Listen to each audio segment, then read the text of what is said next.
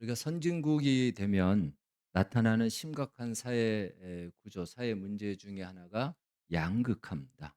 양극화는 중산층이 사라지면서 양쪽 극단으로 쏠리는 것이죠. 부자는 더 부자가 되고 가난한 사람은 더 가난해져서 도저히 그 격차가 좁혀질 수 없는 정도로 극단으로 양쪽으로 쏠리는 형상, 이것이 양극화입니다.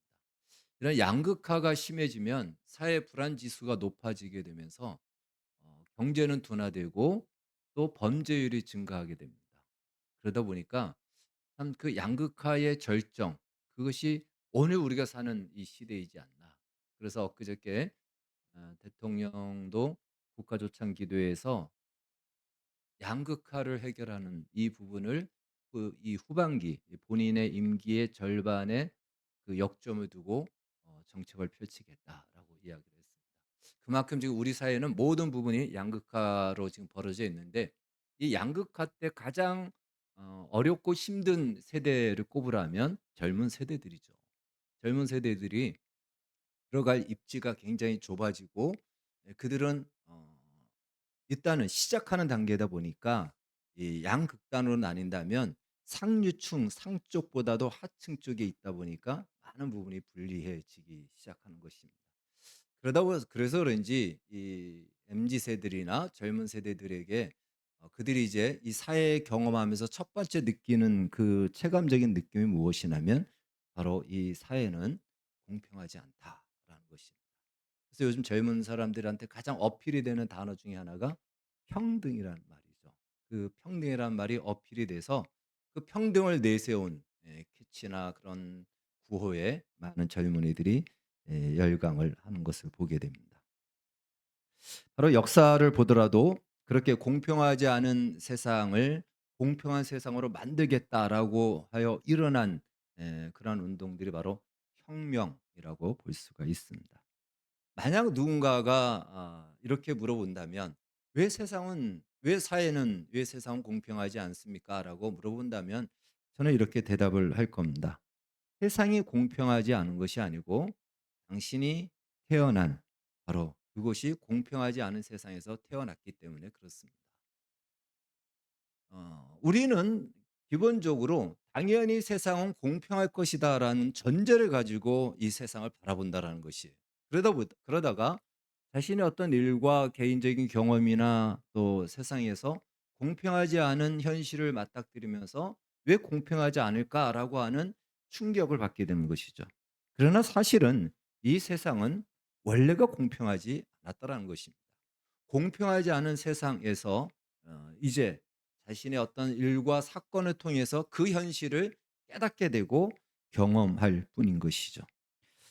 그러다 보니까 크리스찬들 안에서도 그러한 고민들이 있는 것이죠. '하나님이 계신다면 왜 세상이 이렇게 공평하지 않을까? 하나님은 왜 이 세상이 공평하지 않도록 내버려 두는 것일까?'라는 것에 대해서 그것을 조금 더 자기 자신에게 적용하여서 '하나님은 왜 나에게 이 어려운 현실, 이 공평하지 않은 이 어려움을 당하도록 할까?' 하는 그러한 의문을 갖게 되는 것이죠.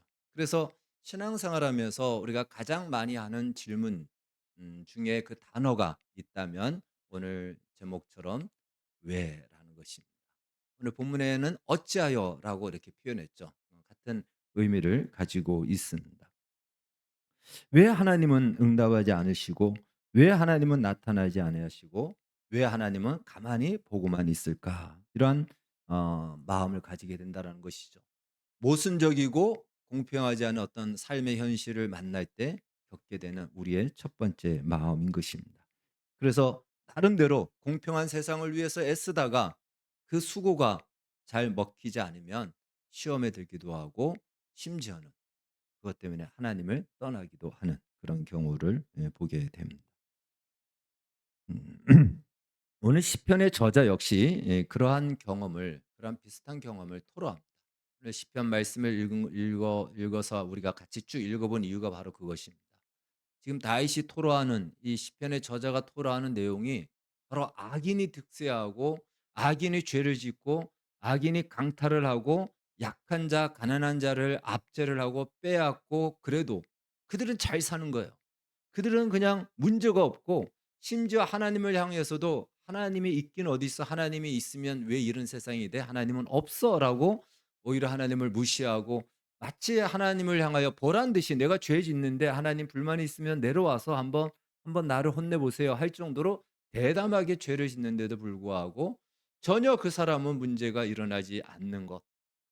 그것에 대해서 이 다윗이 그 토로 그 고민을 토로하고 또 그것에 대해서 안타까워하는 모습을 보여주고 있습니다.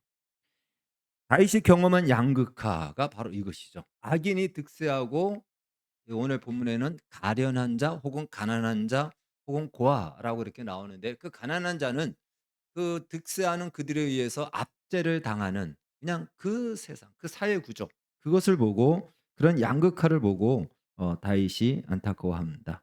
여기서 악인은요 4 절에서 말씀하고 있듯이 그의 모든 사상에 하나님이 없다라고 하는 사람들입니다. 그러니까 시편에서 악인이라고 할 때는 어떤 흉악한 범죄를 저지른 사람이 아니고 하나님이 없다라고 하는 그 마음과 생각과 안중에 하나님이 없는 사람들을 악인이다라고 칭하고 반면에 의인이라고 칭하는 것은 오늘 본문에서는 그 의인을 가난한 자, 가련한 자라고 이렇게 이야기를 합니다. 우리가 지난 시편 9편에서 살펴봤듯이 가난한 자라고 했을 때는 바로 그것은 스스로 자기 자신을 지탱할 수 있는 능력이 없는 사람이 가난한 자예요. 오늘 본문에서는 또 그것을 아련한 자라고도 얘기하고 고아라고도 얘기합니다. 고아는 누구도 자기를 돌봐주지 않죠. 그래서 자기 스스로 살아갈 수 있는 능력이 없기 때문에 이 압제하고 득세하는 그 악인들의 그 행포에 그것을 대항할 만한 힘도 없습니다. 그래서 그 가난하다라고 했을 때는 누군가를 의지하지 않으면 살아갈 수 없고 지탱할 수 없는 존재. 그래서 하나님을 의지하는 자. 그래서 하나님의 도움을 받아야 되는 자. 그것이 성경 시편에서는 의인이다라고 얘기를 한 겁니다. 그것을 오늘 성경에서는 가난한 자다라고 이렇게 얘기합니다. 바로 그래서 마치 다윗이 본 양극화는 이 악인들의 득세와 하나님을 믿는 자들이 참으로 압제를 당하고 어려움을 당하는 그 현실. 그것이 다윗에게는 양극화의 현실이었고 그것은 역사 속에서도 얼마든지 일어났고 오늘 우리도 경험하는 현실 중에 하나이다라는 것입니다. 다윗이 공평하게 여기지 않았던 이유, 바로 양극화라고 여겼던 이유가 무엇입니까? 악인들이 자기 욕심을 자랑스럽게 얘기합니다. 욕심을 부끄러움 없이 이야기하고 하나님을 배반하면서 탐욕을 부리는데도 아무런 일도 일어나지 않고 오만한 태도로 하나님을 멸시함. 죄를 짓때 그냥 보란 듯이 죄를 짓고 대담하게 죄를 짓고 약자들을 그냥 짓누르는데 오늘 성경을 이렇게 얘기합니다. 맹수 사자가 그냥 배고프면 보이는 그 약한 짐승을 잡아먹듯이 이 악인들은 오늘은 어떤 힘없는 자를 내 눈에 걸리고 내 손에 잡히고 내 눈에 띄면 그는 오늘 나의 밥이다 하는 사냥하듯이 그렇게 짓누르고 압제하고 약탈을 했다라는 것이죠. 그럼에도 불구하고 그 사람은 아무런 문제가 없고 그 사람은 말하기를 자기는 흔들리지 않을 것이며 내가 가지고 있는 이 권력과 내가 가지고 있는 이 모든 것들은 무너지지 않을 것이다라고 호언장담을 한다라는 것입니다. 1%의 양심의 가책도 느끼지 않고 그런 악행을 영웅당처럼 이야기를 한다라는 것이죠. 반면에 가난한 사람은 힘이 없다 보니까 가지고 있는 최소한의 것도 빼앗기면서도 아무런 말도 못하고 말을 한들 누군가 도와줄 자도 없고 마치 악인들이 세상의 주인인 것처럼 그리고 나머지 모든 사람들은 그 주인의 노예처럼 살아가는 그 현실. 그것이 오늘 다윗이 경험한 바로 양극화의 현실인 것입니다. 어쩌면 지금까지 우리 이 세상은 그런 양극화 속에서 살아왔습니다. 물론 중간에 중산층이 많이 있었던 때가 있었죠. 우리나라도 산업이 발전할 때 중산층이 많이 있었습니다. 그래서 이 중산층이 많아야 어느 쪽으로 쏠리지 않아서 사회가 안정되거든요. 미국이나 우리나라가 다 이 중산층이 사라져서 지금 대통령 당선인 트럼프도 중산층을 세우는데 역점을 두고 우리 대통령도 중산층을 세우는데 남은 그 임기에 집중하겠다라고 이렇게 이야기를 한 것을 듣게 됩니다. 바로 그러한 이 중산층이 없으면 1%의 예를 들어서 그 쌍류층의 그 힘의 99%의 많은 사람들이 손에 잡혀서 살죠. 그것이 지금까지 세상이었고 우리가 사는 세상도 마찬가지입니다. 그것이 잘 드러날 때가 있었고 드러나지 않았을 뿐이죠. 바로 이러한 현실을 보고 하나님 앞에 어떻게 세상이 이럴 수 있습니까? 어떻게 세상이 이렇게 공평하지 않은 세상을 하나님 내버려 두십니까?라고 외쳤던 그런 인물들은 성경에 특별히 시편에 많이 나옵니다. 그리고 다른 인물 대표적으로 하박국도 그러한 인물이죠. 하박국도 그러한 세상을 보고는 충격을 받았죠. 하나님 어떻게 이 악인이 하나님을 무시하는 저런 발언을 하고 하나님의 법을 어기는 자들이 큰 소리치고 살아가는데도 하나님의 백성들의 압제를 당하는데도 어떻게 이것이 정상적으로 그대로 이루어질 수 있습니까? 말도 안 됩니다라고 했을 때 그 질문에 대해 하나님께서 하박국 2장 4절에서 의인은 믿음으로 산다라는 답을 준 것을 보게 됩니다. 우리도 그런 것을 뉴스를 통해서도 알지만 우리 각자가 인생 속에서 경험을 해야 우리도 이제 실감을 하는 거죠. 큰 위기를 겪을 때 나의 인생에 큰 어려움이 없을 때는 상관없는데 어떤 큰 위기를 겪고 내 힘으로 그것을 풀어나갈 만한 힘이 안 돼요. 재정이 부족해서 안 되기도 하고 내가 아는 인맥도 없어서 그런 어떤 인맥을 통해서 해결할 수 있는 문제도 안 되고 그럴 만한 어떤 여력이 안 될 때 그때 우리는 좌절하게 되죠. '왜 하나님께서는 나에게 이런 어려움을 주시는가? 이런 시련을 주시는가? 왜 하나님께서는 나에게 나를 나의 이 어려움을 그냥 내버려 두시는가?' 이런 마음이 듭니다. 더군다나 얼핏 보기에 하나님 믿지 않는 사람은 고난 없이 승승장구하고 대충 교회 다닌 사람도 잘 사는 것 같은데 그래도 나름 나는 열심히 믿으려고 하는데 나에게만 어려움이 있는 것 같고 나에게만 위기가 오는 것 같고 나에게만 어떤 해결할 능력이 없는 것 같은 현실이 올 때 우리 마음 가운데는 공평하지 않은 이 세상, 나아가서는 하나님을 향해서도 공평하지 않다라고 생각이 드는 것이죠. 그런 시간이 길어지면 그 마음의 시험이 들어서 하나님을 안 믿을 수는 없고 하나님을 믿긴 믿는데 더 이상 하나님 앞에 가까이 나아가지 못하는 딜레마에 빠지게 됩니다. 그래서 신앙생활이 어정쩡한 신앙생활이 돼요. 교회 밖을 나가지는 않지만 교회 안에 있으면서 더 가까이 나오지 못하는 그러한 아주 애매모호한 그런 신앙생활을 하게 된다라는 것입니다. 그때마다 우리가 잊지 말아야 될 중요한 사실이 있습니다. 바로 이 세상은 아담의 타락 이후에 펼쳐진 세상은 공평하지 않은 세상이라는 것입니다. 사실 우리가 사는 이 세상은요, 에덴 동산이 아니에요. 에덴 동산에서 쫓겨난 이후로 인류의 시작이 됐다라고 해도 과언이 아니죠. 그렇기 때문에 우리는 바로 에덴 동산이 아닌 쫓겨난 세상이 우리 세상의 시작입니다. 그리고 그 세상은 죄가 지배하는 세상이고 죄가 지배하는 세상은 결코 공평할 수 없는 것입니다. 그런 세상에서 우리가 지금까지 사실은 살아왔고 인류의 역사가 왔다라는 것이죠. 그러다가 우리가 개인적인 어떤 경험을 통해서 그것을 실체를 확인하고 경험하면서 우리도 역시 '세상이 공평하지 않구나.'라는 것을 비로소 알게 되는 것입니다. 다윗은 이미 시편 7 편에서 이렇게 악인들이 득세하는 공평하지 않은 세상에 대해서 이것에 대한 답이 무엇인가에 대해서 이미 다윗은 선언한 것이 있습니다. 그래서 그 말씀 한번 읽어 보겠습니다. 시편 7편 7 절에서 9 절입니다. 앞부분이니까 같이 읽겠습니다. 시편 7편 7 절에서 9 절. 자, 시작. 민족들의 모임을 주를 두르게 하시고 그 위 높은 자리에 돌아오소서. 여호와께서 만민에게 심판을 행하시오니 여호와여 나의 의와 나의 성실함을 따라 나를 심판하소서. 악인의 악을 끊고 의인을 세우소서. 의로우신 하나님이 사람의 마음과 양심을 감찰하시나이다. 아멘.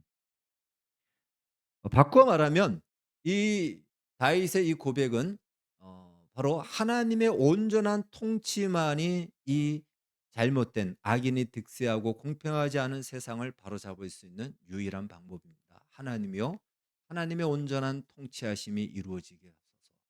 그래서 악인들, 이 악을 하나님을 거부하고 하나님의 법을 무시하는 저들을 하나님께서 심판하시고 하나님을 의지하고 하나님의 말씀을 최고의 가치로 섬기는 그 의인을 세우소서. 다시 말해 그것은 하나님의 통치가 이루어져야 됩니다라는 그 답을 이미 이야기를 했습니다. 그렇지 않고서는 세상은 결코 공평해질 수 없습니다. 역사 속에서도 바로 그런 불안한 사회를 보고 공평한 세상을 만들겠다고 하여 혁명을 일으켰지만 그 어느 나라가 공평한 세상이 있었습니까? 잠시는 그것을 믿고 기다렸지만 그러나 또다시 그 안에서 만들어지고 발생되어지는 바로 이 불평등의 문제, 불의의 문제, 권력을 가진 자의 불법의 문제들이 횡행하여 결국 세상은 공평한 세상이 되지 못했던 것이죠. 그래서 오늘 시편에서도 바로 이 불의한 세상을 바로잡을 수 있고 공평하지 않은 세상을 공평한 세상으로 잡을 수 있는 것은 하나님의 온전한 통치뿐이다라고 고백합니다. 그래서 이 다윗은요 이렇게 하나님 앞에 에, 말씀을 통해서 요청합니다. 하나님이여 손을 두옵소서. 가난한 자들을 잊지 마옵소서. 악인의 팔을 꺾으소서. 악한 자의 악을 더 이상 찾아내서 없을 때까지 찾으소서. 고아와 압제당하는 자를 위하여 심판하사 세상에 속한 자가 다시는 위협하지 못하게 하소서라고 이렇게 기도하고 탄원하는 이 말의 본래의 그 내용의 의미는 무엇이냐면 한마디로 죄가 지배하는 이 세상을 끝나시고 하나님이 통치하셔야 됩니다. 하나님의 온전한 통치만이 이 불의하고 모순적이고 공평하지 않은 세상을 바로잡을 수가 있습니다라고 이야기를 하는 것입니다. 물론 그 하나님의 통치 안에는 심판이 반드시 포함되어 있습니다. 심판 없는 통치는 통치라고 말할 수 없겠죠. 그래서 바로 그 심판에 포함된 하나님의 온전한 통치를 이야기합니다. 사실 오늘 시편은요. 시편 9편과 짝을 이루고 있습니다. 그래서 어떤 성경은 9편과 시편을 하나로 이야기를 합니다. 같은 내용을 의미를 가지고 있기 때문에. 근데 우리가 시편 9편은 그 제목에서 표제에서 나왔듯이 찬송시 감사시입니다. 그리고 시편 10편은 그것과 반대되는 이 애가 슬픔을 노래하는 듯한 그런 노래예요. 근데 분명히 성격은 반대인데도 불구하고 하나를 이야기하고 있다라는 것입니다. 시편 9편에서는요. 5절 6절을 보면 이렇게 이야기를 합니다. 5절 6절 말씀 시편 9편의 5절 6절 같이 읽겠습니다. 시작. 이방 나라들을 책망하시고 악인을 멸하시며 그들의 이름을 영원히 지우셨나이다. 원수가 끊어져 영원히 멸망하였사오니 주께서 무너뜨린 성읍들을 기억할 수 없나이다. 예. 다시 말해 하나님께서 악인을 심판하셨다라는 거예요. 그 악인들 소위 양극화라고 할 때는 그 득세하는 악인들이 마침내 하나님의 심판 가운데 무너져서 더 이상 그들이 득세하지 못하고 더 이상 그들이 성행하지 못하게끔 만들었다는 것입니다. 그래서 이 세상이 하나님의 온전한 통치 아래 공평한 세상이 되고 또 우리가 살기 좋은 이 세상이 되었다. 그것을 통해서 하나님을 찬송하는 시가 시편 9편입니다. 그런데 이 시편 9편에서 다윗이 시편 9편도 다윗인데 시편 9편에서 바로 이 하나님의 통치가 주어졌을 때 그것이 시행됐을 때 기쁨과 찬송이 넘쳤다라는 것입니다. 그러니까 여러분 우리가 기뻐하는 이유 또 우리가 찬송이 저절로 나올 때가 어느 때냐면 우리는 개인적으로 나의 원하는 것이 이루어질 때 우리는 막 기쁘죠. 개인적으로 내가 원하는 소원하는 것이 응답되어질 때 우리는 막 찬송도 나오고 기쁩니다. 누구나 다 그럴 수 있습니다. 그러나 그것이 나에게는 적용될지언정 다른 사람에게는 상관이 없잖아요. 그런데 하나님의 온전한 통치가 이루어지면 모든 사람이 기뻐하고 모든 사람이 만족할 수가 있습니다. 다윗이 이야기하는 이 나를 넘어 우리라는 이 공동체 이 세상이 모두가 기뻐할 수 있는 것. 이 세상은 모두가 기뻐할 수가 없어요. 누군가는 기뻐하며 누군가는 슬퍼할 수밖에 없는 바로 양면이 있고 빛이 있으면 그림자가 있는 것이 이 세상입니다.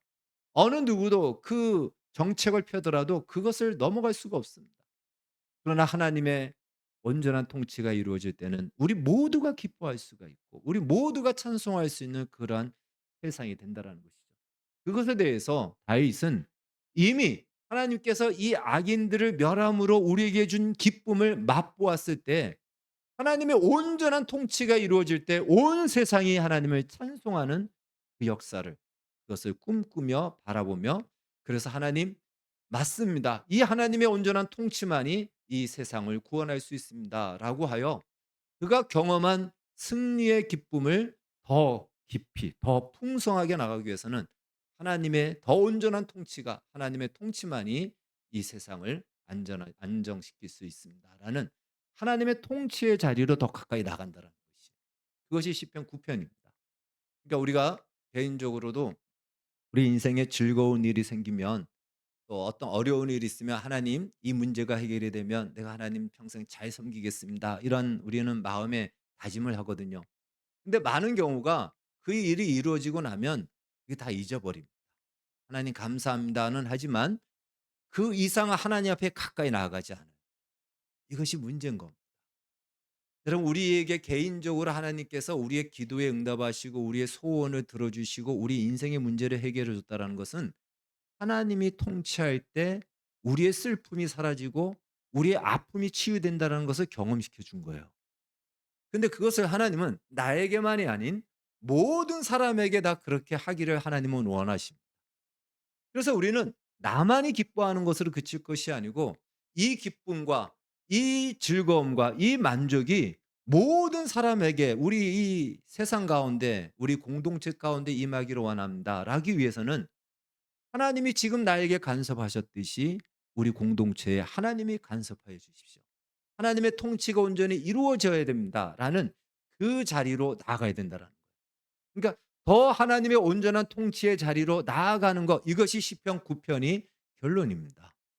이미 하나님의 놀라운 역사로 기쁨을 맛봤고 승리를 맛봤지만 나에게 국한되는 것이 아닌 이것이 우리 공동체 모두에게 이루어지기 위해서는 하나님의 온전한 통치가 이것들을 만들어낼 수 있습니다라고 하여 하나님 앞에 가까이 더 갔다라는 것이죠. 그것이 시편 9편이라면 시편 10편은 반대로 하나님의 통치가 마치 없는 것 같은 세상을 경험시키는 겁니다. 그래서 악인들이 죄를 짓는데 꺼리낌이 없는 거예요.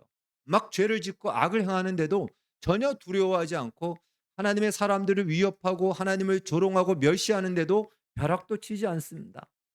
그러한 우리의 현실, 우리 개인적으로 경험할 때도 나에게만 이런 시련이 오고 나에게만 어려움이 와서 아무도 들어주지 않고 하나님도 나를 외면한 것 같은 그러한 고통의 시간. 그걸 통해서 우리가 알아야 될 것은 무엇이냐면 하나님의 통치가 중단되었을 때 펼쳐질 세상이 바로 그런 세상이라는 거예요. 하나님의 간섭하심이 없으면 이 세상은 무법천지가 될 수밖에 없고 힘 있는 자의 세상이 될 수밖에 없습니다. 나라의 법이 있죠. 여러분 우리나라에도 헌법이 있고 각 나라의 법이 있지만 법이 있다고 해서 죄가 없습니까? 얼마나 많은 범죄가 일어납니까? 그리고 힘 있는 자들은 유전무죄 무전유죄라는 말처럼 힘 있는 자들은 그 권력을 이용하여 결국은 그 법을 이용하기도 하고 그것으로 해서 약한 자들을 이용하기도 하고 그것이 지금까지 온 세상 나라의 속성인 것입니다. 바로 그런 세상 법이 있지만 그러나 그 법도 얼마든지 힘을 통해서 바꾸기도 하고 말도 안 되는 모습으로 만들어 가잖아요. 우리가 지금 계속 기도하고 또 이야기하듯이 차별금지법 같은 것들이 바로 그런 거 아니겠습니까? 예. 우리나라에서도 그것이 지금 펼쳐진다면 정말 회개한 일들이 회개망측한 일들이 일어나는 그런 현실이 되어 버립니다. 다시 말해 우리가 경험하는 공평하지 않고 힘이 없으면 당할 수밖에 없는 세상은 하나님의 통치가 아니고서는 그것을 바로잡을 수 없다. 그래서 그런 어려움과 그런 현실을 경험할 때 우리에게 왜라는 질문을 가져올 수밖에 없는 현실을 경험할 때마다 하나님에 대해서 왜 하나님은 나를 들어주시지 않고 보지 않는가가 아니고 하나님의 통치가 없다면 이런 세상이겠구나. 이런 세상이었구나. 힘없는 자들은 무조건 압제를 당하고 눌림을 당하고 힘 있는 자들의 세상이 되겠구나. 그걸 경험하는 거예요. 다윗이 바로 그걸 경험하는 겁니다. 하나님의 통치가 사라지면 세상이 좋아질 것이 아니고 엉망진창이 된다라는 것을 경험하는 거죠. 그래서 이 다윗이 어떤 마음을 가지겠습니까?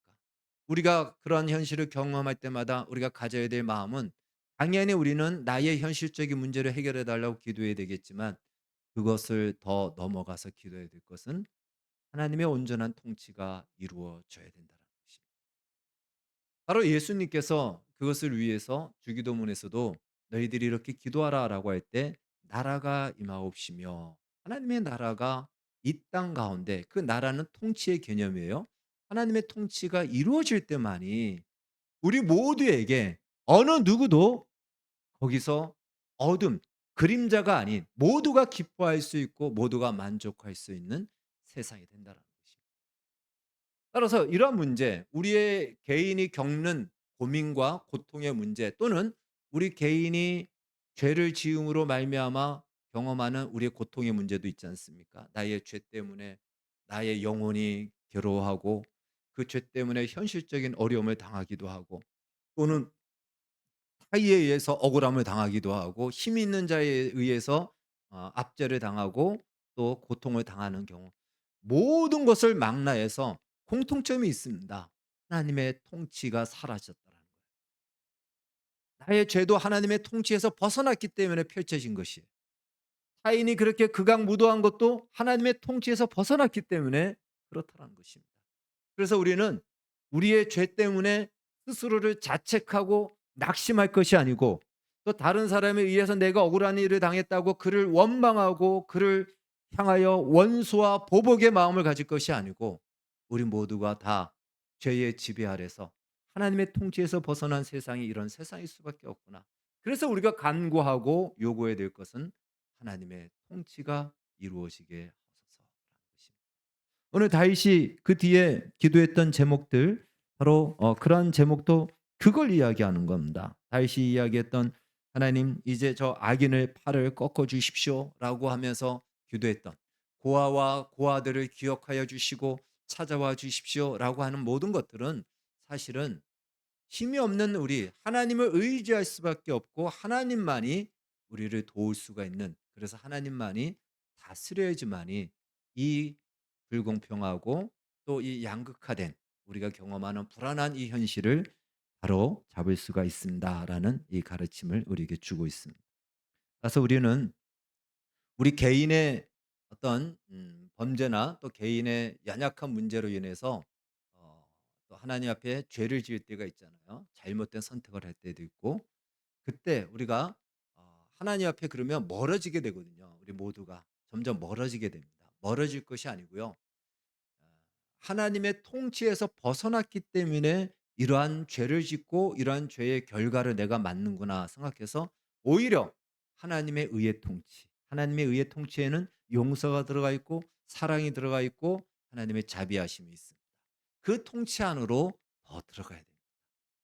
그러니까 시편 9편에서 하나님의 통치의 기쁨을 맛본 자가 기쁨을 맛보고 세상으로 나간 것이 아니고 하나님의 더 온전한 통치 아래로 들어간 것처럼, 시편 10편에서는 하나님의 통치가 마치 없는 것 같은 무법천지 같은, 그리고 엉망진창 같은 세상에서 더 절실하여 하나님의 통치만이 이 세상을 바로 세울 수 있다라고 하여 하나님의 통치 안으로 들어가야 된다. 그것을 시편 9편과 10편을 통해서 우리에게 알려주고 있습니다. 본래 하나님의 창조한 세상은 이런 세상이 아니었죠. 하나님의 창조의 위대함을, 하늘이 그 하나님의 영광을 선포하고 궁창이 그의 손으로 하신 것을, 그의 손으로 만든 것을 나타내고, 시편 19편에 말씀하고 있는 것처럼 날은 날에게 말하고 밤은 밤에게 지식을 전하게 함으로써 그 소리가 들리지 않지만 온 땅에 다 통하고 그 말씀이 세계 끝까지 이르게 하는 것이었습니다. 그래서 하나님의 창조의 아름다움이 우리 모두에게 큰 기쁨과 만족을 주는 바로 그런 세상이었지만, 아담의 타락 이후로 세상의 죄의 집에 들어가면서 창조의 아름다움이 깨어지게 된 것입니다. 그때부터 이 공평함이 깨어진 세상에서 우리는 살아가고 있는 것입니다. 그러나 잠시 동안 마치 하나님이 통치하지 않는 것 같아서 잠시 동안 악인들이 자신들의 힘을 믿고 또 큰 소리 치기도 하고 대담하기도 하고 천년만년 갈 것 같지만 잠시 동안이라는 것을 기억해야 됩니다. 하나님은 결코 잠잠하지 않으십니다. 하나님은 우리에게 두 번 찾아오십니다. 첫 번째는 말씀으로 찾아오세요. 지금 제가 전하는 말씀처럼 말씀으로 우리 모두에게 찾아오십니다. 그래서 회개할 기회를 주는 거예요. 돌아올 기회를 주는 겁니다. 말씀이 전해질 때는 회개할 기회고 돌아올 기회가 됩니다. 근데 두 번째 찾아오실 때는 하나님이 심판하러 찾아오십니다. 심판의 주님을 만나서는 그때는 기회가 없는 것이죠. 그래서 지금 하나님은 그 악인이 한 명이라도 하나님이 없다라고 여기며 살아가는 그 악인이 그 한 사람이라도 돌이켜 돌아오도록 지금 기회를 주고 있다라는 것입니다. 하나님은 때때로 우리의 인생 속에서 시편 9편의 경험을 하게 하시기도 하고 시편 10편의 경험을 하게도 하십니다. 그래서 시편 9편의 경험은 무엇이냐면 우리 인생에 개인적으로 우리 삶에 기쁨을 주기도 하고 찬송이 나올 만한 일들을 주신다라는 거예요. 우리의 기도의 응답도 이루어지고 정말 내가 원하는 대로 하나님께서 일들을 펼쳐 주실 때가 있습니다. 그러면 그때 와, 하나님이 도와주시니까 이 기쁨이 있고 이 놀라운 일들이 일어나네, 좋은 일들이 일어나네라고 하여 거기서 멈출 것이 아니고 더 하나님의 통치 아래로 들어가야 된다는 거예요. 근데 많은 사람들이 자기의 기쁨을 맛보고는 그걸 가지고 세상을 향하여 나간다라는 거예요. 저는 우리 여러분들이 여러분 안에 많은 좋은 일들이 일어나기를 축복하며 그런 일들이 일어날 때마다 한 걸음 한 걸음 더 하나님께 가까이 나아가기를 축복합니다. 그렇게 해야 돼요. 시편 9편은 그걸 말해 주고 있습니다.